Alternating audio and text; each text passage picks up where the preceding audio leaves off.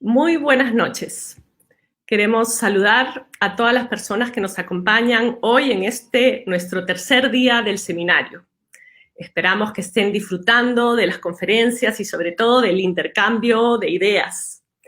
Tengo un pequeño aviso de servicio público. El espacio virtual nos permite estar conectados con mucho más gente en esta oportunidad, pero también nos limita, nos perdemos el intercambio más cercano. Por eso hoy día van a recibir un mail donde invitamos a que nos manden sus reflexiones, comentarios, preguntas, todo aquello que pueda haber surgido como parte de su asistencia, sea como ponentes, talleristas, participantes en general. Lo que queremos es crear un espacio tipo álbum para compartir y que de esa forma recuperemos un poco el intercambio que se pierde al estar todos de modo remoto. Además, esa información nos va a ser de mucha utilidad para futuros seminarios. Muy bien, hoy día damos apertura a este evento, la educación y el proyecto republicano Miradas Críticas en el Bicentenario.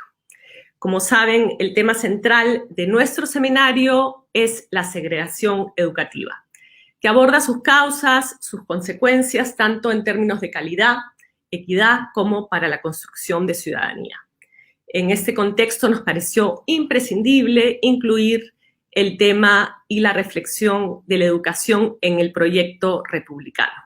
Y para eso hemos invitado excelentes ponentes que nos van a hablar desde distintas perspectivas. Los ponentes son Carlos Contreras, Patricia Oliar y José Carlos Agüero. Les cuento un poco la dinámica. Cada uno va a tener un tiempo de 15 minutos para hacer una presentación desde cada uno de sus temas y luego tendremos una segunda ronda de intercambio entre los ponentes. Están invitados, por favor, a usar el chat donde hay un signo de interrogación para enviarnos sus reflexiones, preguntas, comentarios. Y luego tendremos una última ronda de cierre. Voy a presentar a los ponentes para después ya empezar de forma fluida la reflexión y el intercambio. Carlos Contreras es historiador peruano que actualmente se desempeña como profesor principal en la Pontificia Universidad Católica del Perú. Obtuvo su licenciatura en esta misma universidad y el doctorado en el Colegio de México. Su campo de estudios ha abarcado la minería colonial y republicana, así como las finanzas públicas de los países andinos, temas sobre los que ha publicado varios libros y artículos. Su libro La economía pública en el Perú, después del guano y el salitre, obtuvo el premio Flora Tristán en la sección Perú de LASA. Ha sido presidente de la Asociación Peruana de Historia Económica, director de publicaciones del IEP y director de la revista económica de la Pontificia Universidad Católica. Además, en el campo educativo, Carlos tiene un texto valiosísimo de lectura indispensable que se llama Maestros, Mistis y Campesinos en el Perú Rural del siglo XX. Patricia Oliart es profesora de estudios latinoamericanos en la Universidad de Newcastle en el Reino Unido. Es bachiller en Ciencias Sociales por la Pontificia Universidad Católica del Perú, máster en Estudios Latinoamericanos por la Universidad de Texas en Austin y doctora en Geografía Humana por la Universidad de Newcastle. Es autora de Políticas Educativas y la Cultura del Sistema Escolar del Perú, entre otros estudios críticos sobre la educación en el Perú. Entre ellos destaca un libro clásico, El Perú desde la escuela, en coautoría con Gonzalo Portocarrero, que también es otro libro hito para entender la educación y el Perú del siglo XX. José Carlos Agüero es historiador y escritor, investigador en temas de memoria histórica. Colaboró con los trabajos de la Comisión de la Verdad, la Coordinadora de Derechos Humanos y El Lugar de la Memoria. Ha publicado Los Rendidos, Enemigo y Cuentos Heridos. Fue coeditor junto a Pablo Sandoval de las obras escogidas de Carlos Iván de Gregori y coautor de libros sobre memoria del conflicto armado en la escuela pública, dos textos, Secretos a voces y Atravesar el silencio. En el 2017 publicó Persona, por el que fue reconocido con el Premio Nacional de Literatura 2018 en la categoría de no ficción. Con esta presentación de los panelistas de hoy, vamos a empezar con Carlos Contreras con su ponencia sobre el rol de la educación en la historia peruana. Muchas gracias. Muchas gracias, Francesca, por tu amable presentación, y quiero agradecer la invitación a ser ponente en esta mesa al lado de colegas tan admirados y queridos como Patricio Oliarte y José Carlos Agüero. El tema del que voy a exponer brevemente, nos han dado solo 15 minutos, es el que ustedes ven ahí en la pantalla. Espero que estén viendo un PPT que he preparado: la educación en el Perú en los albores de la República. Efectivamente, el nacimiento del proyecto republicano con la independencia hace 2 siglos incluyó como un pilar fundamental el sistema educativo. La educación hasta cierto punto era pensada como la panacea que podría, pues, curar todos los males. Había una fe que podríamos considerar hoy día excesiva en la capacidad de la educación para crear ciudadanos, para remediar la pobreza de los pobres, para curar los males de una geografía que podría desfavorecer a un país. La educación podía vencerlo todo. Esta era la idea. Y creo que los hombres públicos del Perú republicano del siglo XIX eran conscientes de la importancia que la educación tenía en su proyecto.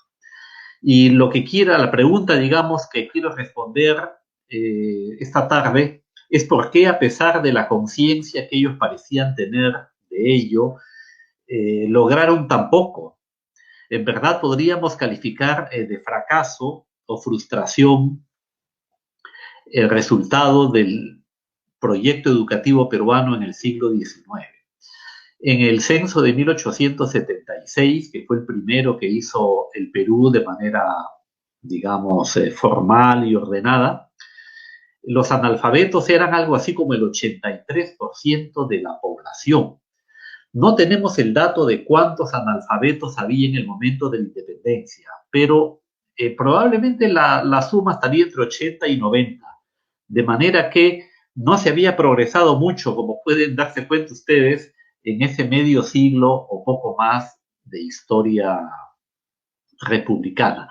Para 1902, que se hizo un censo escolar en toda la República, los analfabetos eran algo así como el 71%, de manera que seguía siendo, pues, un país predominantemente analfabeto, en el que lo normal era ser analfabeto.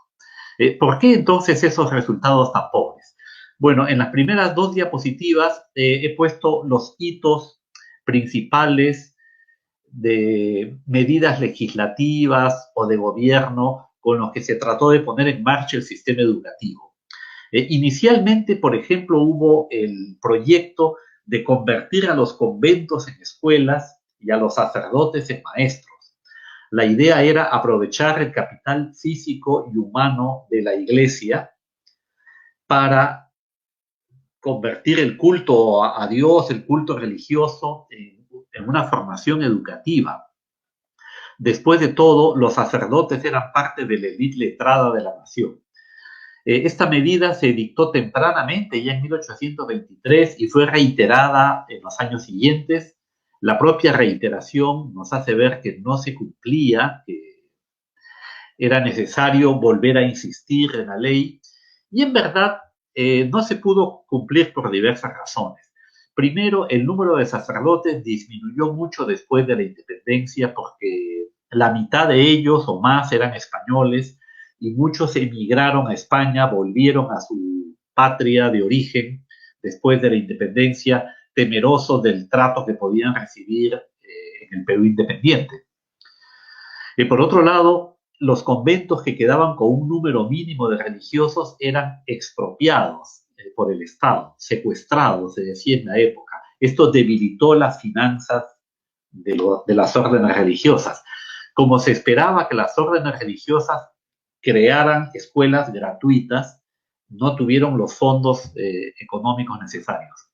Y por otro lado, podríamos decir que las autoridades políticas no estaban muy conformes con que los sacerdotes hicieran de maestros, puesto que la formación que impartirían sería una formación muy poco republicana, digamos, muy poco liberal y más bien vinculada a las ideas religiosas del antiguo régimen que querían superarse. En ese sentido, podía parecer un poco contradictorio poner a los sacerdotes de maestros. Otra de las medidas que se quiso implantar fue el sistema lancasteriano de educación, que era un sistema importado de Europa que parecía propicio para un país donde había muy pocos maestros. En el sistema lancasteriano, los alumnos más avanzados hacen de monitores de los menos avanzados, de manera que no hace falta tantos maestros como en un sistema tradicional. Y de hecho, durante el protectorado del general San Martín, se trajo a un educador escocés, Diego Thompson, para que dirija la primera escuela normal donde se formarían los maestros en este método. El método lancasteriano, sin embargo, tampoco logró hacer avances. Los maestros no estaban muy interesados en desarrollar un método que los volvería prescindibles, que no los ponía, digamos, en el centro de la escena. Por estas razones y la propia desorganización del aparato estatal, el sistema lancasteriano en la práctica fue abandonado unos 20 años después de la independencia. Si han podido leer los hitos que he colocado en las dos primeras láminas, no sé, yo los veo muy pequeñitos, pero de pronto ustedes tienen mejor vista y han podido verlos, habrán notado que los propios organismos de dirección del sistema educativo tuvieron mucha inestabilidad. Es decir, se creaba una dirección de instrucción pública que luego desaparecía. Quizás el mayor impulso educativo, por ejemplo, ocurrió durante el gobierno de Santa Cruz, el gobierno de la Confederación Peruano-Boliviana entre 1836 y 39, que le apretó mucho la mano en el tema educativo. Pero como ustedes saben, el proyecto de la Confederación fue derrotado por el ejército restaurador peruano-chileno en la batalla de Yungay, y así esos planes que había desarrollado el gobierno de Santa Cruz, que incluso había llegado a decretar la creación de un ministerio de instrucción pública, quedaron sepultados allá en los campos de batalla de Yungay. La nueva Dirección de Instrucción Pública, que fue creada en 1845, fue colocada bajo el Ministerio de Gobierno y ahí permaneció hasta 1856, en que pasó al Ministerio de Justicia, donde se quedó hasta 1935, en que se creó un Ministerio de Educación. Paradójicamente, un siglo después del primer intento en el gobierno de Santa Cruz. Esta propia inestabilidad, ya les digo, de los órganos de dirección de la educación nos muestra la desorganización del Estado, la falta de, podríamos decir, de consenso en torno a las autoridades, y esto debilitó la marcha del proyecto educativo, además de la pobreza de las finanzas fiscales. Entre las pocas medidas que se pueden mencionar como avances, podríamos citar la apertura del Colegio de Artes y Ciencias en el Cusco en 1826, la apertura del Colegio Guadalupe en 1841 y la apertura de facultades en la formación superior, por ejemplo, la apertura de la Facultad de San Fernando en 1856, la Facultad de Medicina, la apertura de la Facultad de Ciencias Político-Administrativas en la Universidad de San Marcos en 1875, y ese mismo año la creación de la Escuela de Ingenieros, que es la base de lo que hoy será la UNI. Pero como ustedes pueden ver, son medidas vinculadas a la formación media y superior, desatendiendo lo que sería la formación primaria, la formación básica. Si volvemos a la diapositiva anterior, por favor, a quien esté manejando esto, no sé si ahí exactamente, he puesto un cuadro del número de escuelas y alumnos que había en el Perú para 1860, basado en la geografía de Paz Oldán, publicada en 1862. Si logran ver los números, va en la primera columna, tenemos los departamentos del Perú. No está el de Ancash, que fue omitido no llegaron los datos, digamos, a tiempo, y algunas provincias tampoco tienen sus datos completos. O sea que no es una estadística completa, pero es lo más completa que se podría obtener. La siguiente columna tenemos el número de escuelas privadas, perdón, primero públicas, escuelas públicas y luego de escuelas privadas. Pueden ver que hay 400 y pico, casi 500 escuelas públicas y 288 escuelas privadas. En total son casi 800 escuelas, que representa más o menos el mismo número de distritos que tenía el Perú. Luego aparece el número de alumnos y el número de alumnas. La desproporción es bastante grande, ¿no? Los alumnos varones son casi 30.000, mientras que las alumnas mujeres son como 4.000 y pico, o sea, menos de la quinta parte de los alumnos varones. Había una gran segregación en educación femenina. Luego tenemos en las siguientes dos columnas el número de colegios, tanto públicos como privados. Los públicos no alcanzo a ver, creo que son 28 y 36 los privados, más o menos 60 en total. Y luego el número de alumnos varones, 2.800 y pico, y el número de alumnas mujeres, 1.000 y pico. Es interesante que la desproporción de sexos entre hombres y mujeres en educación media, la de los colegios, es menos grande que en la educación básica. Esto tiene que ver con el hecho de que quienes asistían a la educación media o secundaria eran las familias de clase alta, ¿no? De media alta o alta. Y ahí la discriminación de las mujeres era menor. Es interesante ver, por ejemplo, cómo en Lima el número de colegios privados es mayor que el de colegios públicos. En todo caso, lo que podemos ver es que el número de escuelas no es tanto lo que falla. Encontrar 800 escuelas y 60 colegios en el Perú de 1860 no parecía tan poco. El problema era que, dada la geografía peruana, estas escuelas podían estar concentradas solamente en las ciudades capitales. Y como ustedes imaginan, en 1860, ir de un distrito de Huancavelica hasta la capital o de Huánuco hasta la capital del departamento podían ser, pues, no digo horas, días de camino. No había ferrocarriles, no había ni siquiera caminos de carreta, ¿no? Había que moverse a lomo de mula. Esto y la falta de obligatoriedad de la asistencia hizo entonces que del más o menos 500.000 de niños en edad escolar que había para 1860, solamente un número como de 46.000 asistían al colegio. 46.000 es el 10% de 500.000. Entonces estamos con que solamente el 10% de niños asistían con cierta regularidad a los colegios. La debilidad del sistema educativo era, pues, mayúscula. Pasemos, por favor, a la siguiente diapositiva, en la que trato de explicar qué era lo que se enseñaba en los colegios. En la columna de la izquierda tienen las materias que, según el reglamento de Santa Cruz de 1836, debían dictarse. Los cursos eran doctrina católica, ortología, que se refería a la pronunciación correcta del castellano, caligrafía, era saber pues leer y escribir aritmética, y para el caso de las escuelas femeninas, costura y gramática castellana.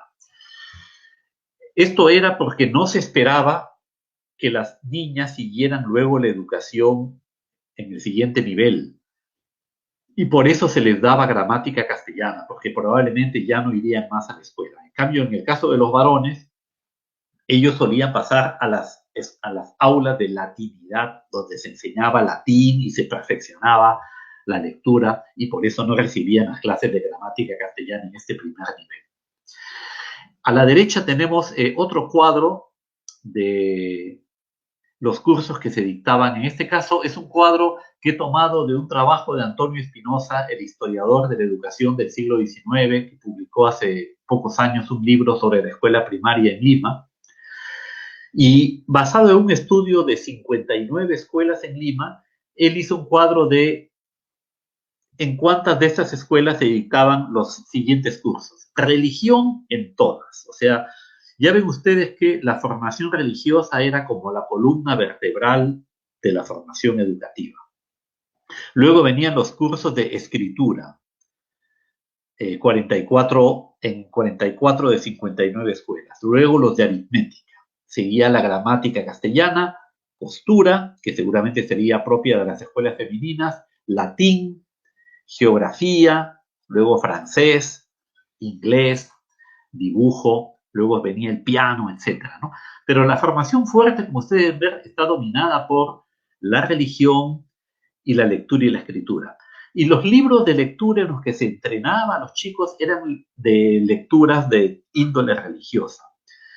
Pasemos a la siguiente diapositiva, en las cuales he tratado de extraer algunos de los contenidos de los libros más usados en la época. Aquí tenemos, por ejemplo, un libro que podríamos decir era el campeón de la educación escolar en la época que les estoy mencionando, en el siglo XIX, en el temprano siglo XIX. Predominaba el llamado método de catecismo en los cursos de letras, o sea, el método de pregunta y respuesta que los alumnos debían memorizar. El catecismo de Santiago García Mazo, que es cuya carátula he puesto acá, era muy exitoso porque tenía, para empezar, un precio muy económico, 7 reales en el formato en pergamino y 9 reales en el formato de tapa dura. Es decir, alrededor de $1, un libro de 400 y pico de páginas encuadernado en el formato que se llamaba octavo, ¿no? Como un libro que llamaríamos A5 ahora, o sea, muy manuable, fácil de llevar. Este libro tenía además un formato que lo hacía muy ágil, porque para cada pregunta había una respuesta corta, que era la que el alumno debía memorizar y aprender básicamente, y luego una respuesta larga, más meditada, para quien tuviera interés en conocer todos los vericuetos de la argumentación. Estaba acompañada de unos dibujos a carboncillo, que eran sencillos pero muy efectivos para reforzar la idea que se quería transmitir. El manual de García Mazo era una especie de guía para la vida diaria, como decía el propio autor. Se supone que la persona que se educaba en este libro debía aprender a conducir su vida desde que se levantaba de la cama en la mañana hasta que se volvía a acostar. La idea era evitar el pecado, que estaba transmitido por el demonio, el mundo y la carne. Una gran parte del libro está dedicado a explicarnos las clases de pecado, que eran pues clasificados en venial y capital, personal y comunitario. En fin, me hizo recordar mucho mi educación de niño, toda esta clasificación de los pecados en diversas categorías y cómo debía evitarse, ¿no? ¿Qué significaba el peligro del mundo, por ejemplo, o el peligro de la carne, ¿no? Los apetitos desenfrenados en el que el hombre sigue sus instintos, descuidando la moral. El libro daba consejos entonces para la vida. Me temo que sea muy pequeña la letra para que ustedes puedan leer, pero incluso ahí se transmite, por ejemplo, cómo debemos buscar pareja, qué tipo de mujer debe buscar el hombre. Entonces ahí dice buscar a alguien, a una esposa lo más posible cercano de su edad, bienes, clase y condición. Una esposa, en fin, casta, sobria. Ya no logro leer la letra, como les digo, tan pequeña, ojalá ustedes puedan hacerlo. Y luego también de cómo debían repartirse las funciones en el hogar. La diferencia del rol del hombre y la mujer estaban muy claros, lo cual evitaba problemas en esa sociedad. Al hombre le correspondía traer el pan a la troje, dice, por ejemplo, ¿no? Y a la mujer prepararlo y ponerlo en la mesa. Y así todos los roles estaban claramente explicados. El siguiente texto que estoy analizando, lo podemos ver en la siguiente diapositiva, es uno de Torio de la Riva, que era una especie de enciclopedia. No sé si podemos pasar a la siguiente diapositiva, o yo lo hago. No. Es el de, claro, Torcuato Torio de la Riva, que era un libro, como les digo, que tenía muchas materias, ya no tan centrado en el tema religioso, pero muy centrado en lo que sería la relación interpersonal. Torio de la Riva, a diferencia de García Mazo, no era un sacerdote, sino un pedagogo español que publicó un libro en el cual decía: de poco sirve aprender a hablar correctamente el idioma, a escribirlo correctamente, si no sabemos en qué forma debemos usarlo frente a las diferentes situaciones que nos presenta la vida. En otras palabras, no basta saber escribir y cómo hablar. Hay que dominar en qué circunstancias hacerlo y cómo hacerlo frente a tal o cual persona. Las relaciones jerárquicas eran muy importantes en esa sociedad. De manera que una de las cosas que sorprende en el libro nos sorprende a nosotros ahora, en el libro de Torio de la Riva, es la fina consideración que había que tener de la jerarquía de las personas. ¿Cómo hacer cuando se habla ante un superior? No se le debe mirar fijamente a los ojos, por ejemplo, ni pararse tan cerca de él, ni tocarlo, ni su ropa por ningún motivo. En el lado derecho yo he puesto algunas citas de cómo debe comportarse el niño y cómo debe ser el trato entre inferior y superior. Por ejemplo, el superior puede ser familiar y hablar con llaneza al inferior, y eso pasa por virtud.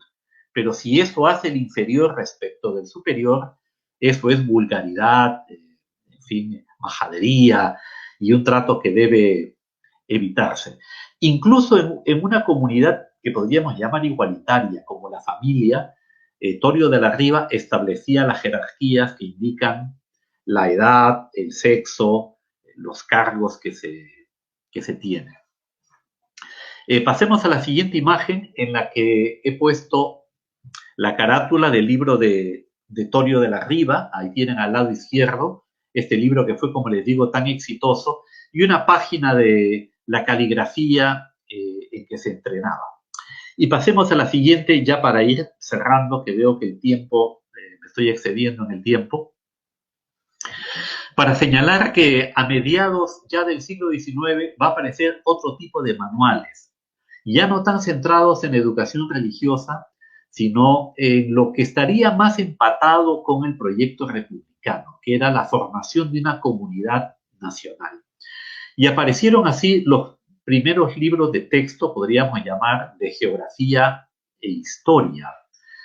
He de decir, no tanto por iniciativa del Estado, sino de los propios pedagogos. Por ejemplo, José María Córdoba y Urrutia, y luego había otro autor, un tal D.A. Sánchez, publicaron en la década de 1840 los primeros catecismos de geografía. Ahí presentan a la comunidad peruana diferenciada en sus razas o en grupos étnicos, y habla entonces de los criollos, a quienes presenta en el primer párrafo como gente de mucha vivacidad y aptos para las ciencias. Habla de los indígenas, a quienes presenta como una raza melancólica, muy fuerte para el trabajo, y a los descendientes de los africanos, que dice que son de mucho ingenio y vivacidad, pero viven en la abyección. De esta manera, la presentación de la comunidad nacional que se hizo no apuntaba a formar una comunidad, podríamos decir, homogénea, unida, sino que lo que se hacía era presentar a los indios como un residuo del pasado que debía ser superado, una cultura caduca que debía ser reemplazada por la cultura europea. Esto tenía que ver con el hecho de que los liberales peruanos, que son los que introducen esta preocupación por la geografía y la historia, tenían una admiración por la cultura europea y pensaban en la inmigración europea más que en la educación como la solución a los problemas del Perú. Pasemos a la diapositiva siguiente, que me parece que es la última que tenemos, en la que trato de plantear algunas reflexiones finales, ¿no? Respecto de por qué el Estado peruano fracasó en su proyecto educativo, ¿no? De que no tuvo mejores logros en materia educativa. Bueno, habría que señalar la falta de organización y estabilidad del aparato estatal, carente de burocracia y también carente de recursos económicos, salvo en los 20 o 25 años que duró la era del guano. Y en esta época se apostó más por invertir en ferrocarriles que en educación, ¿no? Había un dicho de Manuel Pardo en el que decía que una locomotora educaría mejor que 100 escuelas. Y de otro lado, la duda que hubo en la élite peruana sobre la pertinencia de educar a la población indígena. Para algunos de ellos, sencillamente, la educación, la población indígena era ineducable. Es decir, no tenía sentido educar a una población que debía ser progresivamente reemplazada a través del mestizaje con ayuda de la inmigración europea. De manera que pensaban que había que concentrar esfuerzos en atraer inmigrantes alfabetos y educados desde Europa, más que educar a la raza autóctona. Incluso hacían cálculos. ¿Cuánto costaría educar a un indígena? ¿Y cuánto cuesta traer un inmigrante? Y decían, más económico es lo segundo. Una segunda conclusión es que no hubo en el siglo XIX una estandarización de los textos escolares. Inicialmente se recurrió a textos españoles y a los heredados del periodo virreinal, y desde mediados del siglo XIX aparecerán ya los textos de geografía e historia, pero presentando una visión sesgada de la comunidad nacional, cosa que no ayudó a la formación de una identidad nacional. Va a ser recién después de la guerra del salitre en el que surja la gran autoinculpación de por qué hemos fallado, por qué hemos fracasado en la guerra. Recuerden ustedes la carta de Ricardo Palma a Nicolás de Piérola, que no estaba destinada a la publicidad, ¿no? Que digamos se filtró para la publicación, en la cual le dice la causa del desastre de San Juan, la batalla de San Juan, es la abultada raza indígena que tenemos que no tiene idea de nación, y esto pues va a ser motivo de muchas reflexiones, decía Ricardo Palma, de muchos esfuerzos. Y eso es lo que va a llevar a que en el siglo XX cambie radicalmente de giro la política educativa. Bueno, muchas gracias, espero no haberme excedido mucho en el tiempo y luego espero poder tener alguna conversación e interacción con ustedes. Gracias. Muchas gracias, Carlos. Interesantísima siempre la perspectiva histórica. Seguimos con Patricia Oliar, que nos va a presentar una reflexión sobre el reto de la política educativa incluyente a 200 años de nuestra independencia. Bueno, muchas gracias, Francesca, por la invitación al panel.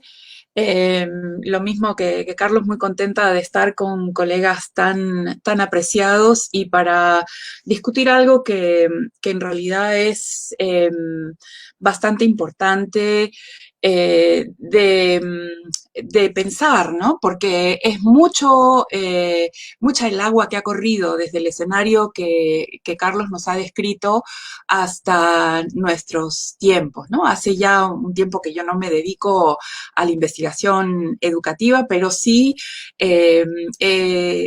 he observado, digamos, lo que se investiga y también he tratado de mantenerme en contacto con profesores y con colegas, con profesores de colegio y con colegas que continúan investigando la educación en el país y tratando de encontrar alternativas o salidas a la situación en la que nos encontramos, y pensar en cómo era en el siglo XIX y dónde estamos ahora es importante si pensamos en todos los esfuerzos sociales y políticos, en las luchas, en los debates, las esperanzas y las expectativas puestas en la promesa democratizadora de la educación, que va creciendo con el tiempo, ¿no? O sea, en el siglo XIX las ideas liberales presentan a la educación como el canal para adquirir ciudadanía, ¿no?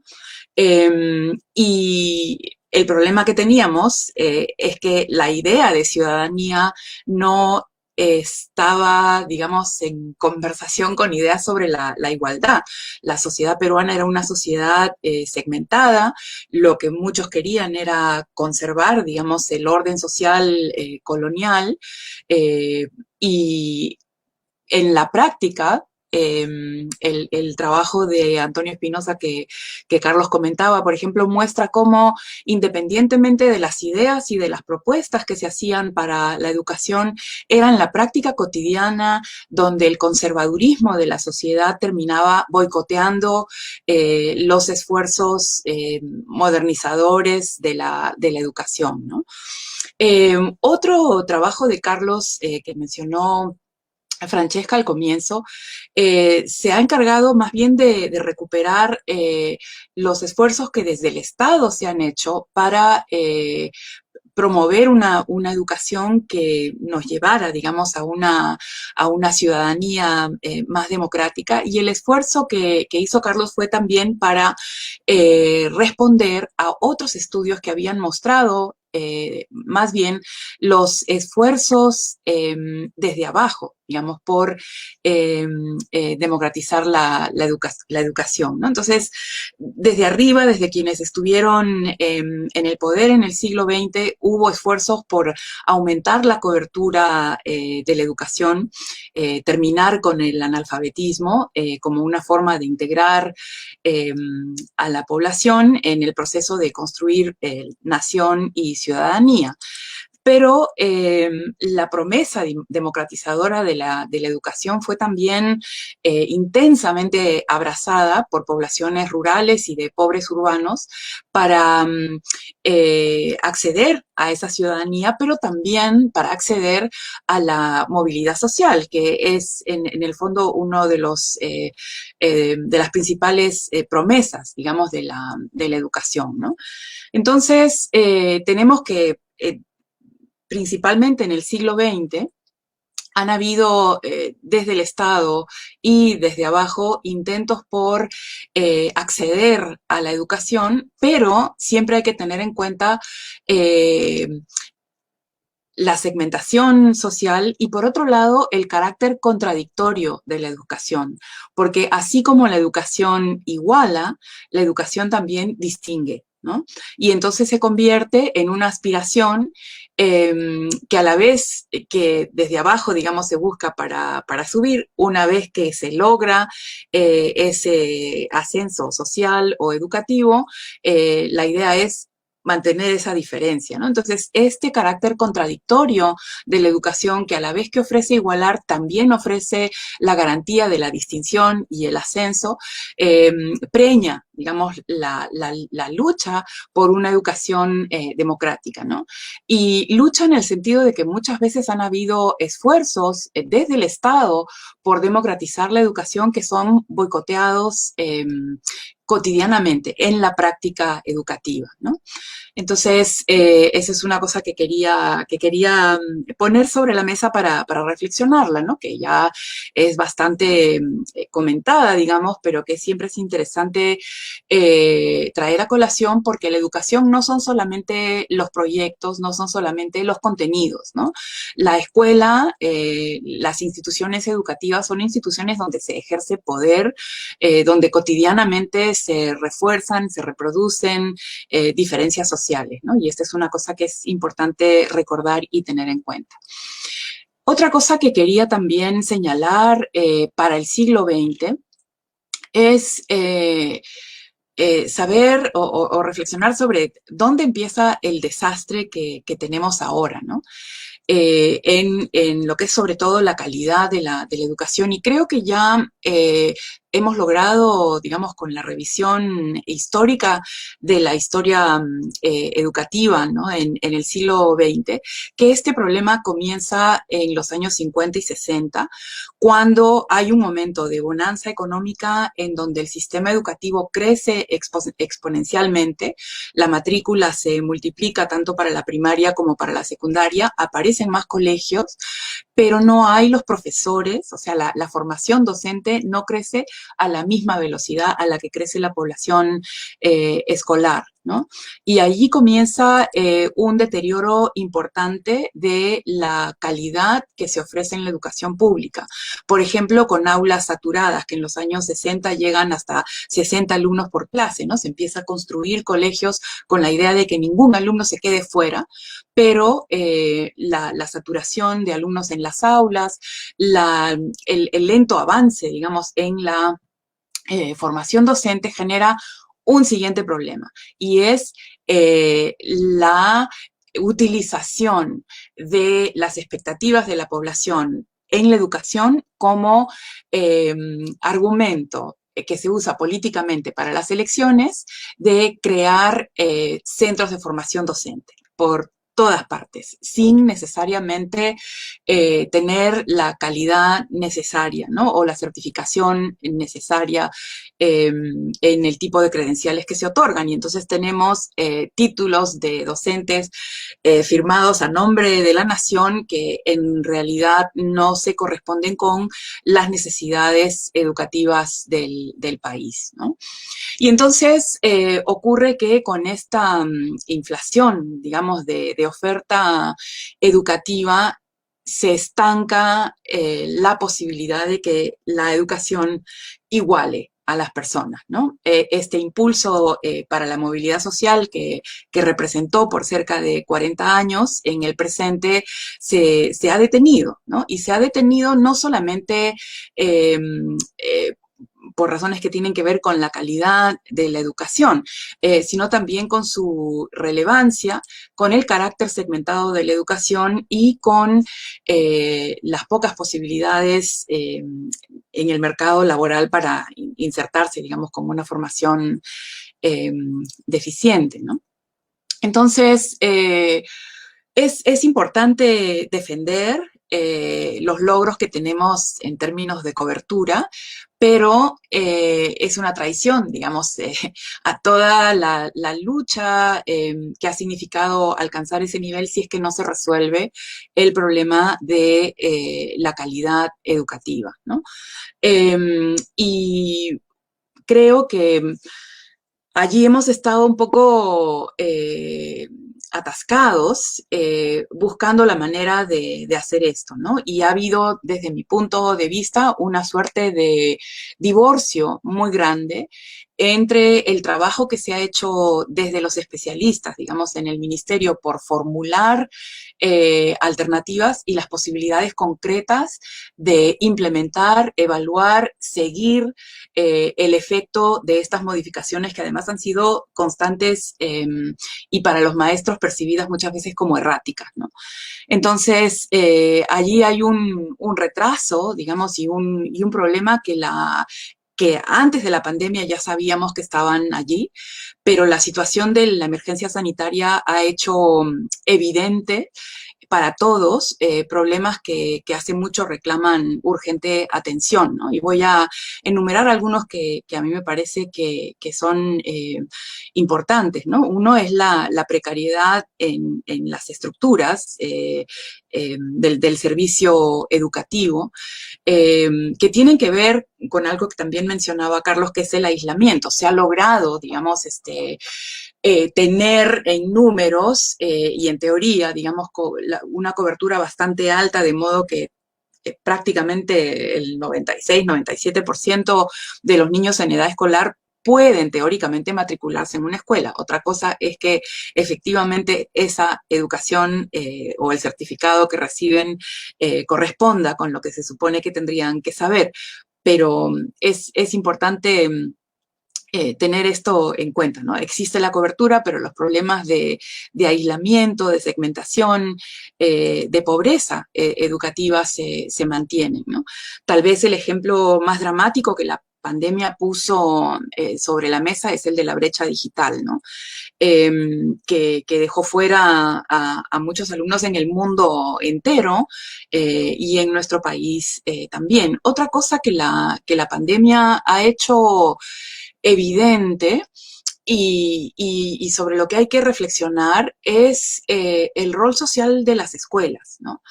Que es una cosa que tal vez a veces desde el Estado se sabe, pero no necesariamente se considera como un activo, ¿no? Como algo que puede, que esta vinculación entre escuela y comunidad puede ser en sí misma un recurso muy importante para la mejora de la calidad de la educación, ¿no?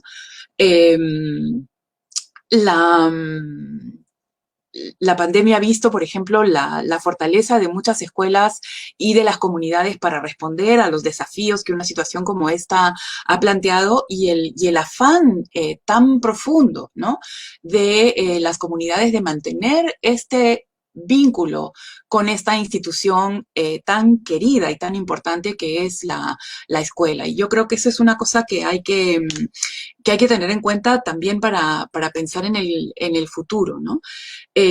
Para que el ministerio no se aísle de toda esta energía y expectativas que hay, ¿no? Que abra un poco más sus oídos a estas comunidades y que se empuje, digamos, un trabajo en conjunto, que se desburocratice, ¿no? el ministerio. Que es una cosa que me preocupa, ¿no? Como en algunos casos, como dice César Guadalupe, que ha estado estudiando, digamos, el proceso de reforma del Banco Mundial desde el año 93, digamos, él dice que la educación del siglo XXI comienza el año 93, y cómo la modernización de la administración de la educación ha significado en la práctica una mayor distancia, ¿no? entre el ministerio y la educación. Y lo que yo he podido constatar en conversaciones del año 19 y 18, ¿no? Con profesores en distintos lugares de Lima y en Arequipa, es que hay una sensación de fatiga y de desorientación frente a esta dirección, digamos, tan burocratizada, ¿no?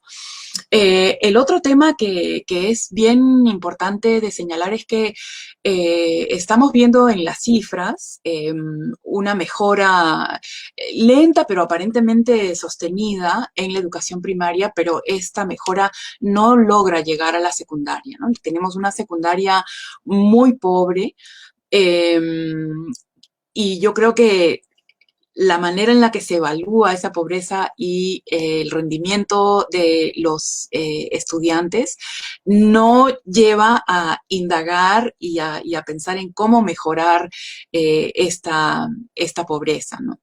Y yo creo que la respuesta la tenemos en aquellos centros educativos que tienen proyecto educativo, que tienen docentes comprometidos, que de alguna manera trabajan de forma autónoma para responder a su misión, ¿no? de cuidar y formar estudiantes, ¿no? Y de trabajar en comunidad. Entonces, creo que la salida existe en la práctica en aquellos lugares donde los logros sí se ven, ¿no? El otro tema que me obsesiona, digamos, de hace varios años es el del abandono de la formación docente, ¿no? Hay diagnósticos que se repiten, ¿no? Desde hace 25 años vamos encontrando más o menos las mismas cosas y los diagnósticos no cambian, ¿no? Y no es por falta de propuestas, ¿no? Entonces ahí hay algo que hacer, porque yo creo que la comunidad educativa en el Perú es creativa, es seria, produce alternativas, produce conocimiento, pero eso no llega no aterriza, ¿no? No llega a traducirse en políticas educativas, y esa es una cosa que yo creo que hay que seguir empujando, porque ya mucho está dicho, ¿no? Y planteado. Sin embargo, la informalidad, la dificultad para estudiar, para acceder a materiales, una suerte de cultura, digamos, de la pobreza educativa que genera educación pobre para los pobres se mantiene, ¿no? Y esa pobreza de la formación docente luego se traslada a las aulas, ¿no?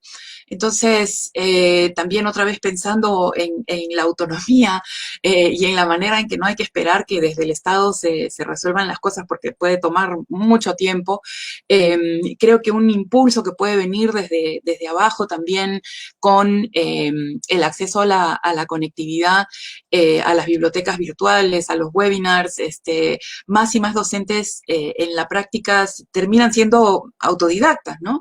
Y creo que esa es una cosa que tal vez podría continuar experimentándose de manera colectiva, mientras algo pasa con los pedagógicos y se rediseña la formación docente, ¿no? Creo que apostar por los espacios para la autoformación termina siendo una opción para quien quiera, digamos, recuperar la dignidad de la profesión, mientras ocurren políticas educativas que resuelvan este gravísimo problema, ¿no?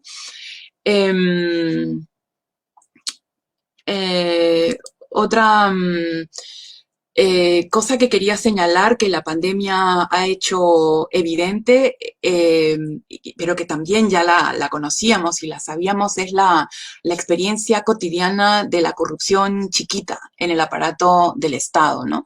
Todas estas noticias de medicamentos robados de hospitales, de cobro de cuotas para entrar en listas, para recibir los bonos, etcétera, son una experiencia de corrupción que expone cotidianamente a millones de compatriotas a un aparato estatal esclerotizado por la corrupción, ¿no? Y que se traduce en la experiencia de abandono, desdén, el abuso de funcionarios con servicios de mala calidad o inexistentes, con dependencias desabastecidas y una infraestructura que insulta la dignidad de las personas, ¿no? Muchas dependencias estatales no parecen funcionar para la provisión de servicios o la protección de derechos, del cumplimiento de la ley. Se trata más bien de espacios de altísima ilegibilidad para la ciudadanía, ¿no? Sobre todo para los más vulnerables, en los que hay una amplia oportunidad para la informalidad, la arbitrariedad, la complicidad en el abuso, como expresiones naturalizadas del ejercicio del poder y la dominación en el país, ¿no?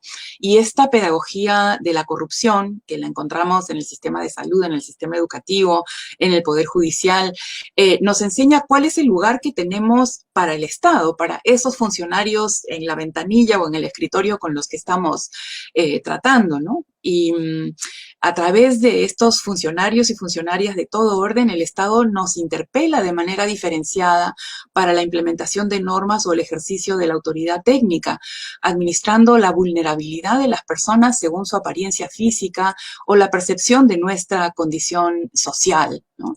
El tráfico de puestos, por ejemplo, para la asignación de docentes en escuelas, la dificultad que tienen muchos directores para mantener profesores, porque muchos de estos cargos se manejan arbitrariamente, ¿no?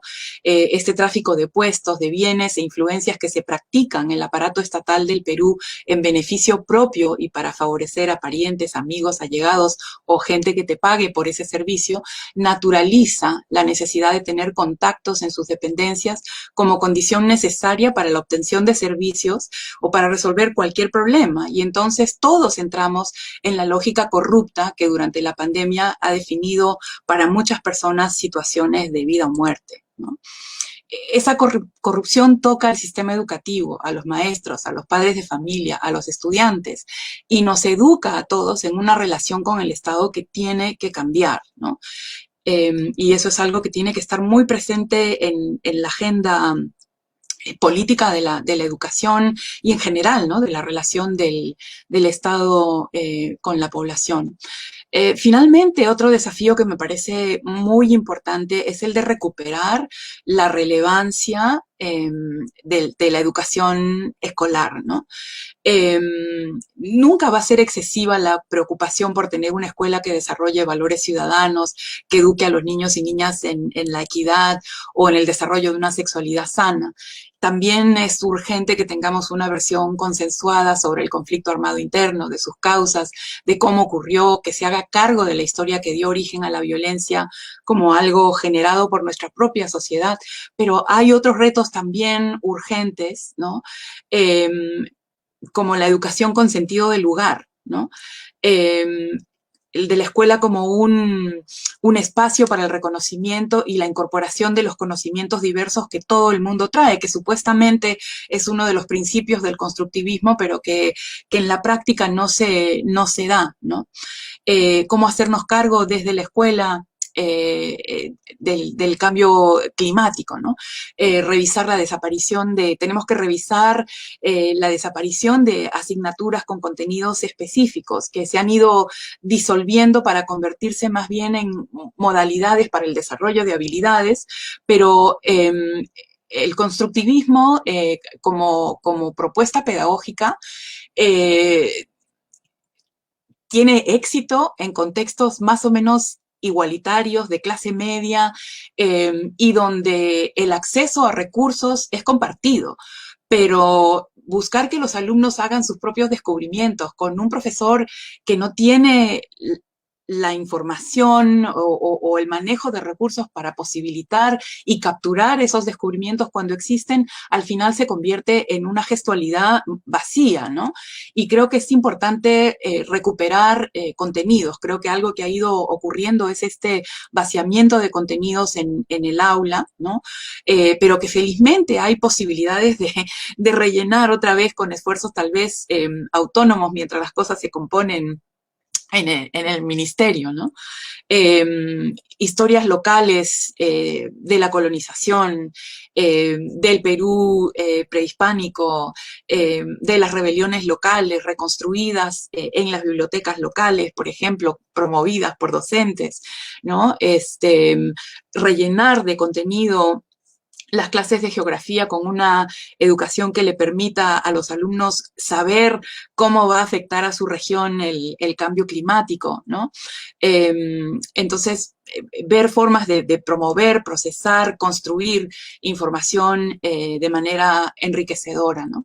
Por otro lado, también me preocupa mucho en relación con esta producción de contenidos, cómo en muchos casos la educación intercultural se ha convertido en una folclorización de la diversidad cultural, ¿no? La mejor manera de no reconocer la diversidad es folclorizarla, ¿no? Y creo que allí tenemos también un problema de cómo se ha fosilizado o acartonado en el propio discurso docente este reconocimiento de la diversidad, ¿no? En suma, digamos que la escuela no sea la cárcel de los alumnos, ¿no? Sino más bien un lugar que los haga crecer y liberarse y que sea también un espacio de crecimiento y liberación para los propios docentes. Y hasta ahí llego. Muchísimas gracias, Patti, por tan relevantes reflexiones que nos llevan a un conjunto de retos, dilemas en la política educativa 200 años después de nuestra independencia. Vamos a pasar ahora a la ponencia de José Carlos Agüero. Él nos va a hablar sobre el pasado permitido, la visión militar y su intervención en la escuela secundaria peruana.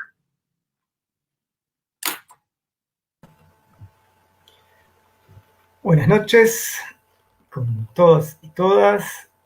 No puedo más que estar muy contento de compartir el espacio con colegas que aprecio mucho y que admiro desde hace mucho tiempo.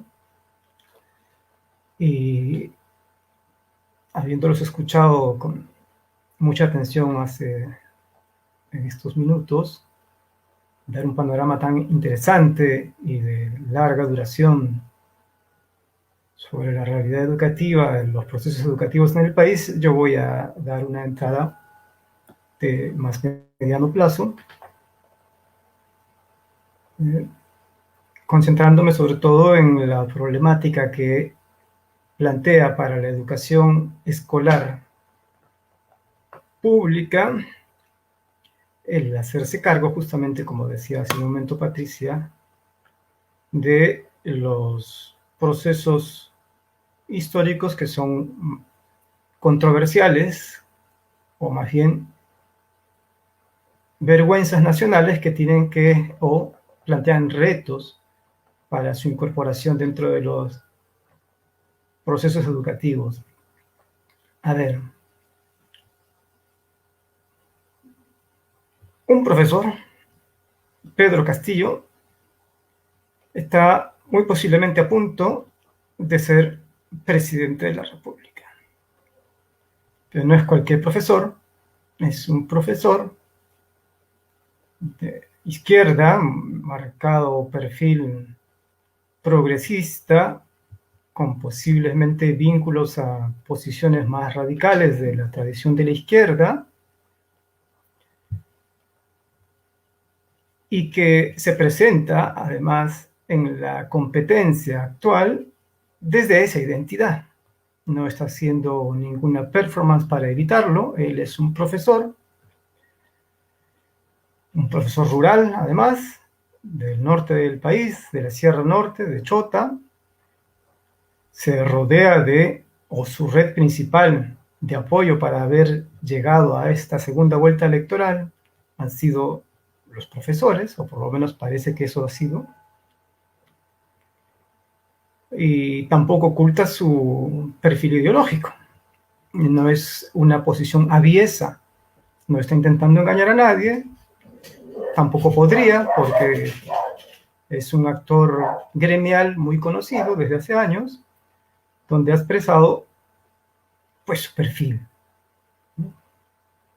Su perfil como mínimo de gran acercamiento a los procesos de la izquierda latinoamericana, sobre todo del socialismo del siglo XXI bolivariano. Es decir, los procesos de Venezuela y sobre todo de Bolivia, que por lo menos a Pedro Castillo, el candidato a la presidencia, le son muy caros, los usa de mucho ejemplo, ya desde hace mucho tiempo, pero en campaña los ha usado bastante. Bueno, eso es algo que está pasando, que realmente es muy impresionante, no creo que haya pasado muchas veces antes en el Perú, donde quienes compiten por el poder directamente no tienen esa procedencia, son parte de la élite nacional y el señor no lo es. Ahora bien, ¿cómo creo que se interpreta esto? No es tanto creerlo como leerlo, participar de foros y escuchar a algunos de sus contrincantes. ¿Cómo se interpreta esto? En gran parte se interpreta como negativo. La presencia, la posibilidad de que Pedro Castillo, este profesor rural de izquierda extrema, pueda ser presidente de la República en una situación de crisis del país, es señalada como una consecuencia del fracaso de la educación nacional. Es una expresión de la falta de memoria y de que no hemos aprendido nada de los periodos de violencia política que hemos vivido hace pocas décadas. Directamente ha habido expresiones de rivales en esta contienda que casi que han dicho eso, así, con palabras más, palabras menos. Entonces, acá hay una tremenda carga negativa compartida por una enorme cantidad de gente que se multiplica en los intercambios, en las interacciones sociales, en las redes, respecto de lo que significa la escuela peruana en la interacción en el espacio público. Ya venía siendo considerada como una de las causas terribles de el conflicto armado interno. Ya venía cargando con ese estigma. Centro Luminoso no es tampoco solo un discurso, sino que es parte de la realidad. Creció a partir de las redes magisteriales. El lenguaje clasista, que no es de Sendero Luminoso, que viene de otra tradición, pero que está incorporado profundamente en la subjetividad y en la semántica del magisterio en el Perú, también es mal visto. En realidad no participa del espacio de comunicación legítima, participa en el espacio de comunicación de los profesores, pero no de la sociedad en general, donde ese espacio el lenguaje ha sido expulsado como legítimo para hacer política y para construir comunidad. Además de ser en esta imaginación, digamos, de lo que está pasando, de la imaginación sobre el profesor, la escuela, la enseñanza, su lugar en los males del presente, además de ser en gran parte culpables de terrorismo, ahora directamente nos estarían pudiendo llevar no solamente a ser, digamos, comparsas de otras organizaciones, sino a colocar a alguien, un integrante del gremio, en la más alta magistratura del país. Y eso, pues, es rechazado por mucha gente. Hace relativamente muy poco tiempo, en realidad a la semana pasada, el congresista electo ya, almirante en retiro Montoya, señalaba que una de las primeras cosas que iba a hacer, ahora que tiene una bancada en el Congreso, además seguramente lo pueda hacer, cuando asuma su cargo, sea dos cosas en relación con el tema de la educación. Depurar definitivamente lo que haya quedado de restos de algún tipo de elemento subversivo o terrorista dentro del magisterio y corregir los libros de texto. Y agregó, para que no pase lo que está pasando ahora. Y lo que está pasando ahora, que lo explicó, es que este partido que está postulando la presidencia no señaló directamente a Pedro Castillo, pero dijo está plagado de o infiltrado o lleno o trae consigo un montón de elementos terroristas. Entonces, para evitar que pase eso y evitar que eso se replique en las nuevas generaciones y se considere que eso es normal, es decir, para que no fracase otra vez la memoria en el país, vamos a depurar bien este magisterio y vamos a corregir lo que se está trabajando en la escuela. Pero ¿qué cosa de la escuela? Otra declaración más o menos reciente, de hace unos meses, de un integrante del partido Fuerza Popular, señalaba que en relación con la escuela, y en particular con la enseñanza de la historia, decía más o menos esta frase. No es preguntado por un periodista, decía, no se trata de que nos importe la aritmética, la biología, la química, eso no es importante. Acá lo que importa es la historia y lo que se está contando a los niños y cómo se les está lavando el cerebro y cómo se está, distorsionando la auténtica realidad de lo que se debería hacer.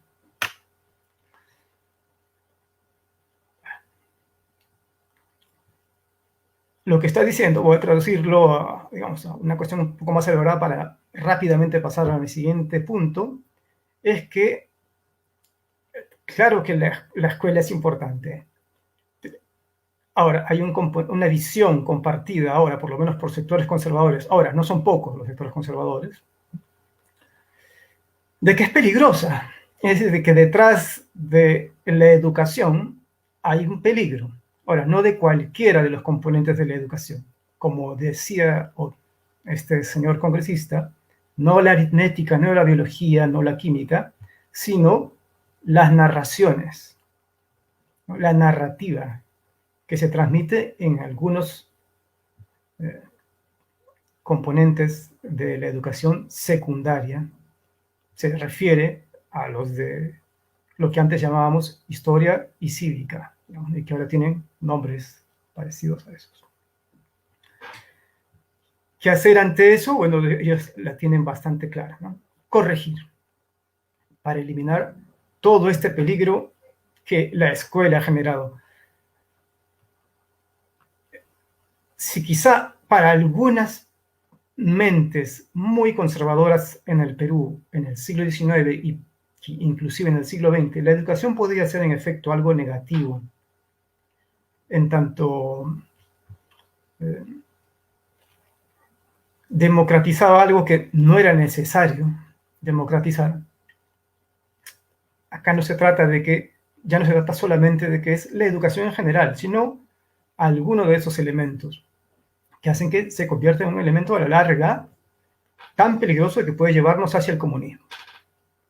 Entonces, es obligatorio para estos actores hacer una revisión seria de lo que está pasando en el colegio para que no acabemos siendo una réplica de la Venezuela de Chávez o cualquier otra de las posibilidades de desgracia comunista que se pueden ofrecer en el set de la historia. Pero bueno, esto que es así de interesante y extremo, digamos, no ha sido siempre así. Está muy condensado en este momento, muy explícito, muy agresivamente expresado por, sobre todo, representantes de grupos muy conservadores y por los militares. Militares en retiro, por cierto, pero los militares en retiro que están bastante articulados a poderes de las Fuerzas Armadas y que mantienen esta posición ya desde hace varios años. No es tampoco una novedad, pero obviamente el momento electoral ha hecho que se exprese con mayor transparencia, digamos. Ya así como una elite, algo que el ciudadano tiene que participar en su resolución.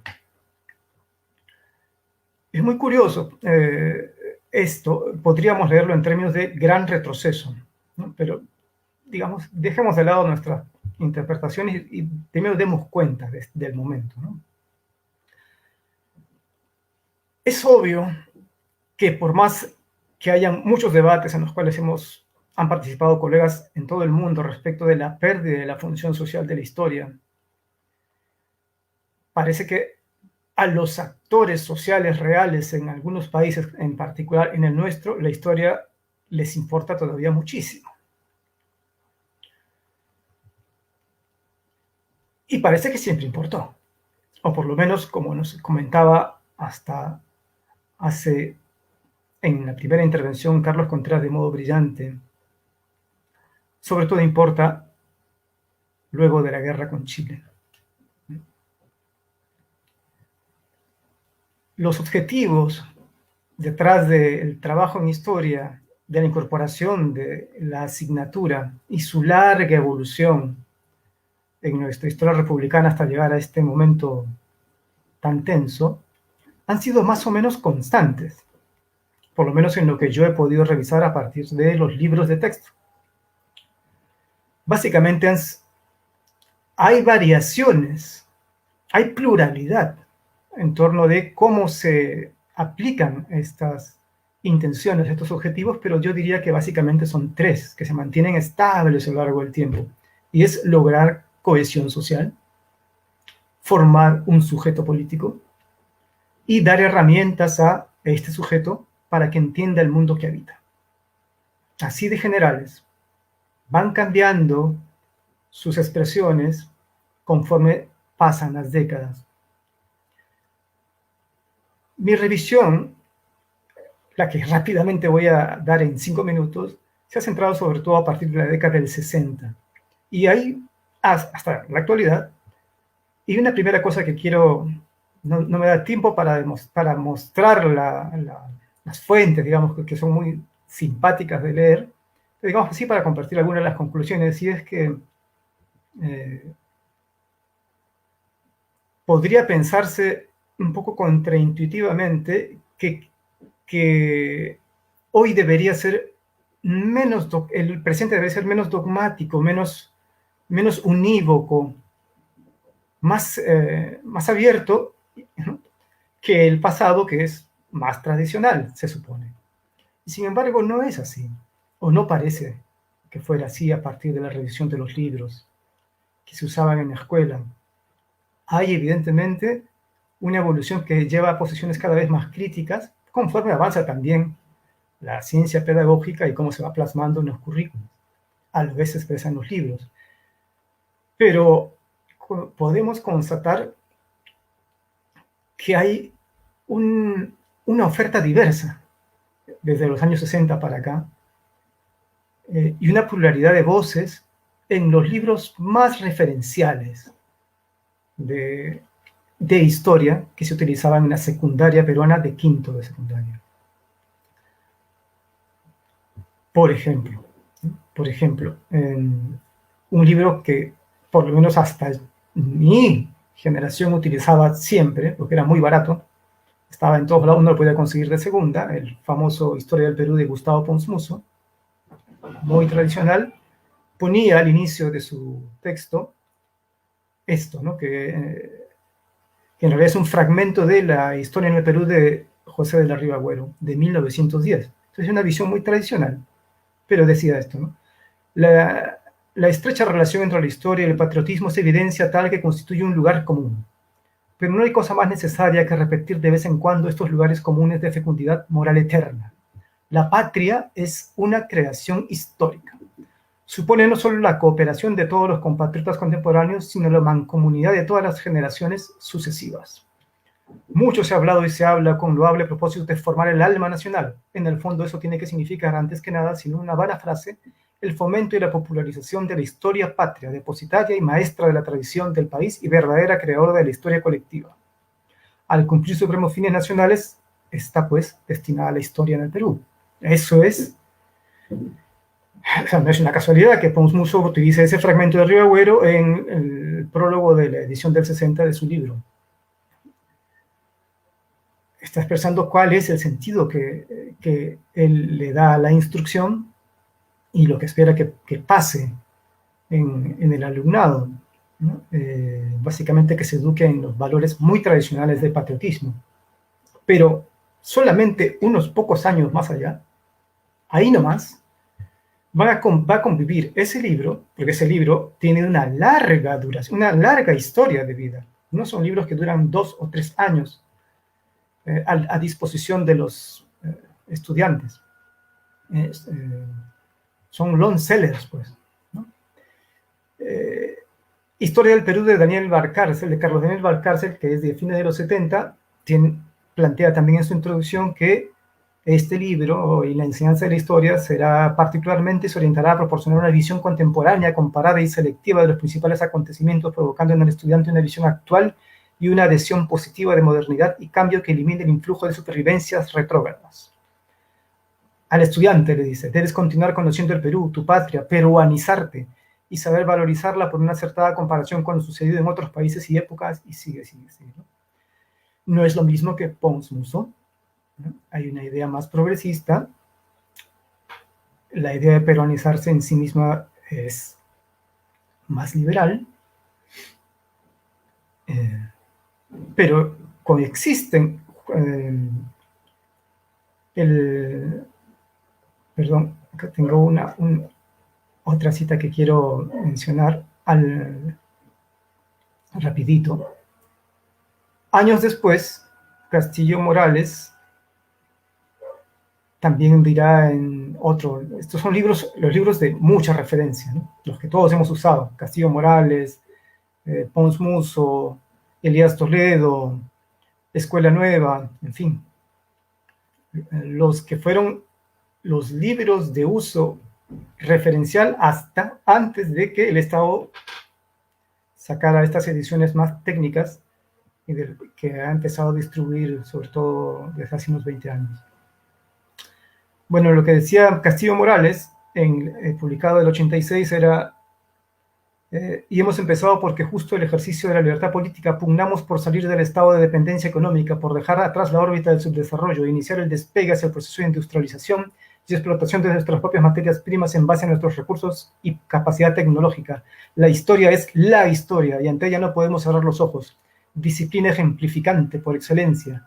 Cada clase debe constituirse en una lección de patriotismo, pero de un patriotismo que reúna de lo uno y de lo otro. Y así en general hay un montón de ejemplos. Hay un libro muy simpático de Historia Peruana, Visión Integral para quinto de secundaria, escrito por Plácido Díaz Suárez, que tiene un prólogo de Wilfredo Capsoli, un intelectual muy reconocido, progresista, que nos va a dar una idea de qué es la intencional, qué es lo que va articulando la disposición histórica. Pero bueno, como sé que no tenemos mucho tiempo, voy a resumir lo que creo que había en común entre todas estas visiones de los libros de texto hasta el 98 más o menos. Y es que se coexisten diversas visiones, predomina un lenguaje progresista, muchas veces vinculado a rezagos de la teoría de la dependencia, digamos. Hay claramente una composición narrativa épica, lo cual no puede evitarse porque es un patrón de construcción de la historia muy antigua. No, por lo menos estos libros no lo pueden evitar. Son episódicos políticos, marcadamente institucionales, carecen de cualquier visión de género. Lo popular no existe como parte de la historia, es eminentemente acontecimental y política, es no popular. Y, digamos, está construida a partir de visiones ejemplares. Lo dice Del Busto en su historia de quinto de secundaria del 71, en plena revolución velasquista, ¿no? Da algunas orientaciones técnicas y reflexiones por el estudio de la historia hasta el inicio del libro, y dice, entre otras cosas, entre otras recomendaciones al estudiante, el mejor método para aprender historia es la comprensión serena de los hechos y la comparación atinada entre los personajes. Continúa, los hechos y los personajes históricos son importantes en la medida que han dejado huella. Tienen que dejar huella, porque si no son ejemplares, no pasarían a la historia.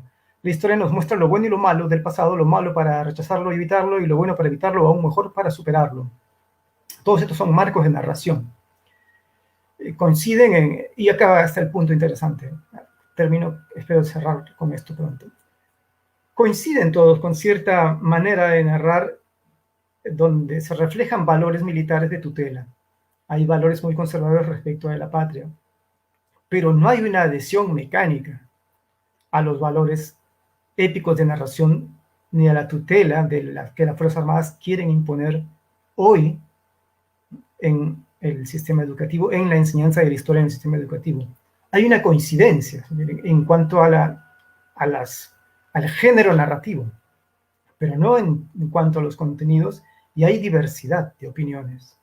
Digamos, los libros eran mucho más de autor, y uno podía acceder al que, bueno, su bolsillo le podía permitir, y al que estuviera más de moda o el profesor recomendara. Esto lo cambia totalmente la aparición del informe de la Comisión de la Verdad. Genera un drástico cambio porque produce más que obliga, a la incorporación de sus recomendaciones, bueno, de sus contenidos en la currícula y en los libros, y esto, digamos, no permite, no hace fácil para el actor con poder, ¿no?, el militar y el actor político, asimilar la narración controversial que plantea el informe de la Comisión de la Verdad. Lo que intentan hacer desde la aparición del informe de la Comisión hasta el presente es corregir esta irrupción e intentar incluir en el panteón de los héroes tradicionales a sus propios héroes, a ellos mismos, bueno, a los héroes de la pacificación, eliminar cualquier disidencia y erradicar lo que interpreta como cualquier posibilidad de relato conflictivo que genere conflicto o disonancia cognitiva en el estudiante. Así lo interpretan. Es básicamente transmitir y no pensar. Esto ha generado una enorme cantidad de momentos de ofensiva para el control del contenido de los libros de texto. Hay un montón de ejemplos desde muy tempranos como el 2008 hasta el año pasado, pero donde básicamente lo que se intenta es eso, depurar, controlar e higienizar a la escuela para terminar, porque se ha ido extremando el intento de control de la narración. No solamente se espera que sea épica y que consagre en el panteón histórico a los héroes de la pacificación de la guerra de 1980 al 2000, sino que además lo que se haya podido avanzar luego del informe de la Comisión de la Verdad en torno a la incorporación de enfoques más críticos, sea depurado en un sentido bien higiénico. Esto se dice textualmente en una sesión de la Comisión de Cultura y Educación del 2018, a las que tuvo que acudir tanto la viceministra de Educación como la ministra de Cultura, por el escándalo que se produjo en torno del lugar de la memoria, que fue uno de los temas, pero digamos para nuestro asunto es este. ¿Se escucha lo que estoy diciendo? Ok, estoy terminando, solo un minuto más. Y es que se le pide, bueno, se entiende que lo que ha sucedido con la incorporación de estos contenidos en la escuela y con las visitas de los estudiantes al lugar de la memoria es que se han infectado, lo dicen textualmente. Y que por lo tanto le exigen al Ministerio de Educación y consiguen que en efecto se les conceda esta exigencia, que se les entregue la lista de los colegios que han pasado por este proceso de contagio para que sean desinfectados a través de los mecanismos que ya existen, digamos, de una organización que está liderada por el general Miyashiro, y otra organización que forma parte de la Oficina de Participación Ciudadana del Congreso de la República, que desde el 2013 está trabajando bajo esta visión de lucha contra terrorista. Entonces, bueno, eso es lo que quiero decir, es que esto es muy dinámico y que parece que no se me escucha, pero bueno, yo termino igual. Es muy curioso como esta arremetida tan fuerte, tan conservadora, tan de corrección de la historia,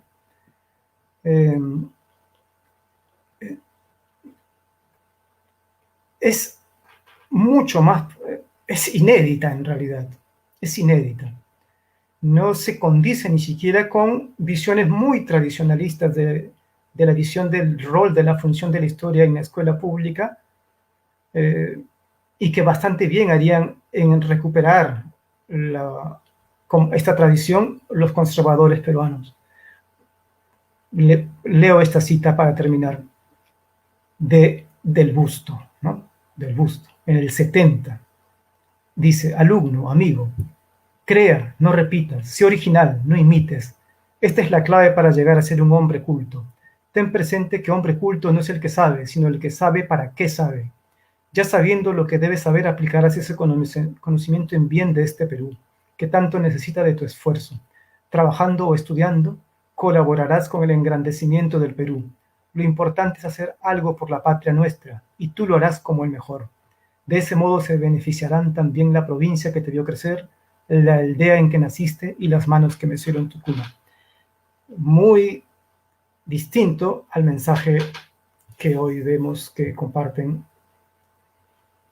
digamos, los que podrían ser los herederos de este sector conservador, pero que la verdad que están muy lejos de ser buenos herederos. Gracias. Muchas gracias, José Carlos. Dado que nos hemos alargado, pero las ponencias han estado tan interesantes, mientras podemos subir todos los panelistas a la pantalla y tener unos minutos quizás de intercambio, de cierre, dado que se nos ha extendido un poco. La verdad que no he sido capaz de pararlos porque cada ponencia ha estado más potente que la otra y creo que todos hemos estado muy enganchados a lo que cada uno ha dicho, pero podemos hacer un breve cierre quizás comentando replicando, conversando respecto de los que hemos escuchado de los otros. Comenzaríamos con Carlos. Bueno, me escuchan, ¿no? Me ha encantado escuchar a Patricia y a José Carlos. Además, no sé si así se había propuesto, pero como que hemos seguido una narración cronológica hasta cierto punto, y Patricia se ha centrado en la segunda mitad del siglo XX y José Carlos en las últimas décadas. Yo creo que Patricia apuntó a un elemento muy importante, que es el de la formación de los maestros como el punto de quiebre, llamó ella, en el que la extensión de la cobertura educativa se consiguió, pero a costa del sacrificio de la calidad de esa formación. Con lo cual pone el acento en la formación de los maestros, que yo creo que ciertamente es un punto neurálgico. En los comienzos del siglo XX, ciertamente fue una formación muy de élite, basada en las escuelas normales que tenían el régimen del internado, y como se exigía el quinto de secundaria para entrar a la escuela normal, este era un filtro no solamente educativo, sino social muy fuerte, ¿no? De manera que eran las élites de las regiones las que podían entrar a las escuelas normales. Y entonces uno se pregunta, ¿cómo se puede conseguir esa calidad educativa sin excluir socialmente a sectores de la población que tienen el mismo derecho que todos a ser parte, pues, del ejército de maestros? Entonces creo que este es el desafío, ¿no? Asegurar calidad sin que haya segregación. Y José Carlos ha apuntado a un punto muy interesante que yo llamaría algo así como la batalla por la historia. De hecho, la historia puede ser en realidad no es una, pues hay tantas historias como historiadores, es decir, como reconstrucciones se hacen, ¿no? De la independencia, de la guerra con Chile, por ejemplo, podemos tener versiones distintas. Es interesante ver cómo estas versiones han ido compitiendo unas contra otras. Por ejemplo, ahora que se cumple el bicentenario de la independencia, vemos que de la independencia tampoco hemos tenido una sola historia, sino que ahí también ha habido una batalla por incorporar a Túpac Amaru, o por sacarlo, por apuntalar a Pumacahua, o por poner a San Martín y Bolívar bajo el centro de los reflectores, por incorporar a las mujeres. Ahí también ha habido una batalla, y la sigue habiendo, ¿no? No hay duda que sobre los episodios más recientes y que ya no son una guerra internacional como la guerra con Chile, sino una guerra interna, esta batalla va a ser mucho más dura, ¿no? Y es lo que estamos viendo, creo, en el caso de la guerra contrasenderista de los años 80. Yo creo que era inevitable que fuera así, y hasta quisiera ver el lado positivo de que sea así. Yo creo que normalmente cuando es una guerra interna va a haber este conflicto. Y lo bueno es que se haga, digamos, respetando las reglas del debate académico, sin estigmatizar al que tiene la posición contraria. Entonces, yo diría, no retrocedamos del debate. No digo, José Carlos, que tú propongas retroceder, al contrario, creo que la idea, al haber puesto esto en el centro de tu presentación, es abrir la discusión. Recuerdo que cuando con Marcos Cueto publicamos este libro de historia del Perú contemporáneo, que también se convirtió en libro de texto sin que esa haya sido su intención, algunas críticas que recibimos era que poníamos en el papel versiones que no estaban del todo consensuadas o comprobadas. Y nosotros pensábamos, qué mejor manera de formar a los estudiantes que presentándoles las versiones en conflicto, las polémicas que los historiadores entablamos.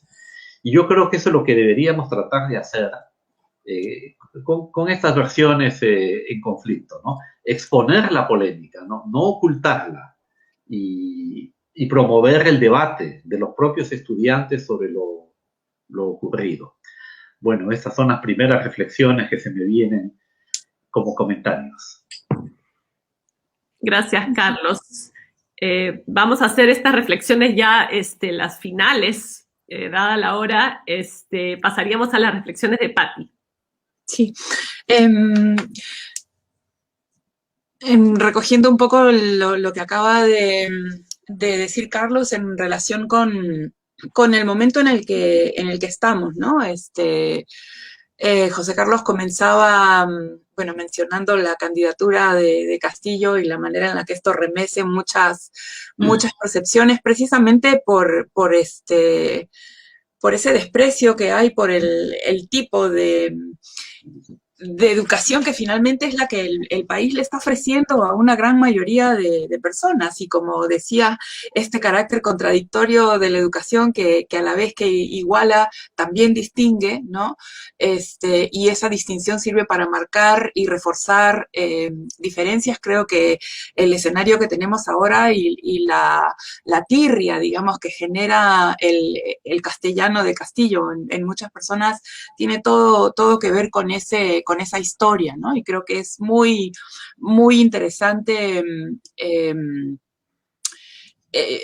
que este tipo de percepciones, digamos, afloren para poder precisamente conversarlas y hacer evidente, ¿no? Cómo la propia educación termina siendo un canal de diferenciación social, ¿no? Creo que es importante recuperar eso. La otra cosa es que creo que es bien importante también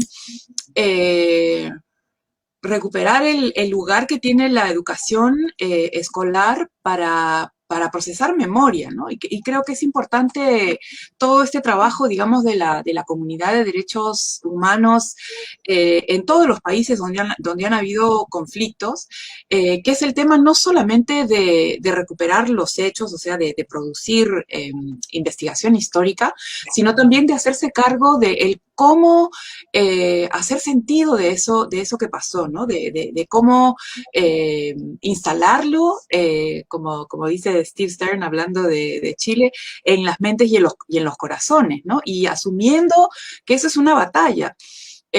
Porque donde hay conflicto hay bandos, ¿no?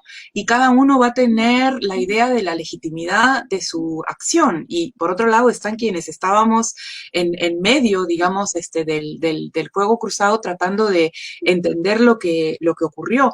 Y es normal en otros países donde han habido, digamos, estos procesos de reconstrucción o de creación de una versión consensuada de lo que pasó, del conflicto, toma 2 o 3 décadas, ¿no? Llegar a esa versión, porque hay bandos enfrentados. Entonces, lo que es importante empujar, digamos, es como dice Carlos, este debate, ¿no? Y asumir que tanto la investigación histórica como también los procesos de elaboración de memoria toman su tiempo, ¿no? Pero lo que es fundamental es la exposición a los hechos, ¿no? El no al olvido. O sea, las sociedades como España o como Brasil, digamos, Brasil después de la dictadura y España luego de la muerte de Franco, hacen esta suerte de pactos de silencio donde deciden no explorar, no investigar para poder seguir adelante, ¿no? O sea, entendieron a su manera, digamos, que obviar el conflicto era la manera de seguir, pero otras sociedades han optado por otros caminos que significa escarbar, explicar, entender y aceptar, ¿no? Una versión consensuada. Y me parece bien importante los pasos que se dieron, ¿no? Para incorporar esta discusión en las aulas. Y bueno, Francesca, tu trabajo explora precisamente lo conflictivo y lo complicado que es eso por la manera tan cercana en la que estos eventos todavía afectan a muchas personas. Entonces, no es una tarea fácil, ¿no? Pero creo que si la opción es ir, ¿no? por la memoria y por la búsqueda de una versión consensuada, hay que mantener el espacio abierto, ¿no? Y más bien señalar lo peligroso que es el acusar o ignorar a los que tienen una versión distinta de la que tienen los militares, ¿no? En todo caso, bueno, son discusiones abiertas, pero lo ideal sería, digamos, que la escuela permita enfrentar ese proceso con solvencia, ¿no? Y volvemos al tema de la calidad y de la formación y de los recursos que se necesitan para poder enfrentar estas tareas exitosamente, ¿no? Gracias, Pati. José Carlos, unas palabras de cierre, comentarios. Poquitas cosas, un ratito. Sí, sin duda. Tanto Patricia como Carlos, creo que no puedo dejar de coincidir en que, digamos, la escuela no puede ser un campo cerrado para una sola manera de imponer un relato. Ahora debería haber algún tipo de procedimiento disciplinar que haga que los contenidos no estén tan afectos al ejercicio del poder y que esto pudiera producirse con discernimiento, argumentación, inteligencia. Es algo que en las actuales condiciones del país hemos visto en los últimos años, la institucionalidad no garantiza ese tipo de productos. Esa reflexión no se puede dar todavía, pero no quiere decir que no se pueda dar. Creo que es bien interesante, creo que hay una especie de campo para explorar acerca de la imaginación de la educación, ¿no? En el Perú en los últimos años. Creo que ha acabado teniendo una muy mala reputación, que es algo que se ha explorado poco, creo. No sé por qué, cuando aparecen muchos elementos que me parece que son como evidentes. Tenía muy buena reputación antes, como lo han mencionado tanto Patricia como Carlos, como grandes mecanismos de democratización o por lo menos de movilización social. Y hemos llegado ahora a que haya importantes sectores del país que consideren que producen mucho peligro, que desestabiliza al país. Y ese es un cambio interesante en la imaginación. No sé, me parece sugerente. Y eso. La memoria siempre va a ser un tema muy complicado de procesar. Debería poder hacerse sin que haya de por medio un chantaje desde fuerzas de poder.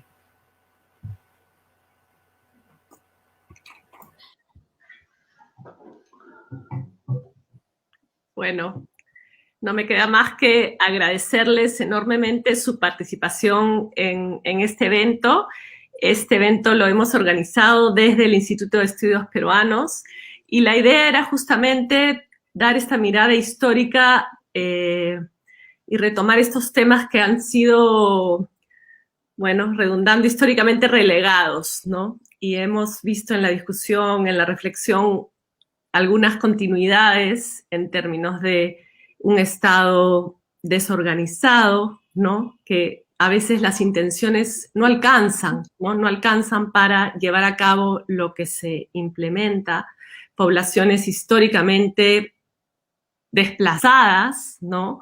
Este tema de este proyecto democratizador trunco, ¿no? 200 años después hemos logrado ampliar expandir las escuelas, ampliar la cobertura, pero el tema de calidad todavía es una promesa pendiente, ¿no? Entonces el objetivo de la mesa, del evento, ha sido justamente reflexionar respecto de la educación peruana, ¿no? Y cómo ha contribuido a la construcción de país en estos 200 años. Y la tensión que Pati nos hablaba de igualador, digamos, el rol democratizador de la escuela está aún pendiente, aunque en algo se ha avanzado, y el rol segregador, digamos, esa escuela segregada es algo por la que tenemos que trabajar, ¿no? Porque 200 años de vida y tenemos un sistema tremendamente segmentado, uno de los más segmentados de América Latina. Entonces, bueno, vamos avanzando y también la virtualidad nos ofrece posibilidades.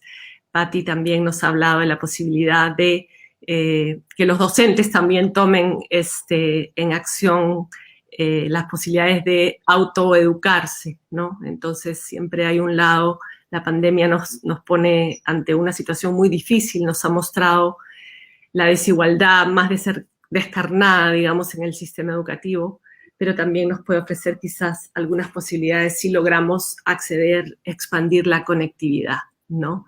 Bueno, muchísimas gracias a los tres, pero tendremos oportunidad de seguir discutiendo. Muchísimas gracias a todos los asistentes también. Nos vemos mañana. Gracias. Saludos a tus hijos, Patti. Gracias. Qué bueno verlos. Chao, chao. Igual, cuídense mucho. Cuídense. Chao, chao. Chao.